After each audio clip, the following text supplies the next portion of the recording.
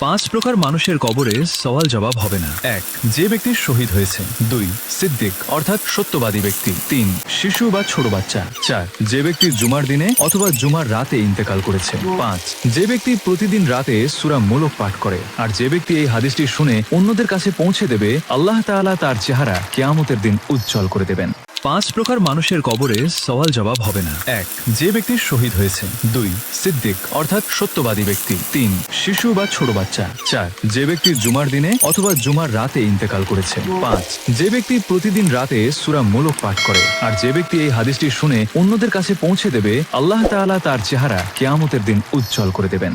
পাঁচ প্রকার মানুষের কবরে সওয়াল জবাব হবে না। এক, যে ব্যক্তি শহীদ হয়েছে। দুই, সিদ্দিক অর্থাৎ সত্যবাদী ব্যক্তি। তিন, শিশু বা ছোট বাচ্চা। চার, যে ব্যক্তি জুমার দিনে অথবা জুমার রাতে ইন্তেকাল করেছে। পাঁচ, যে ব্যক্তি প্রতিদিন রাতে সূরা মুলক পাঠ করে। আর যে ব্যক্তি এই হাদিসটি শুনে অন্যদের কাছে পৌঁছে দেবে, আল্লাহ তাআলা তার চেহারা কিয়ামতের দিন উজ্জ্বল করে দেবেন।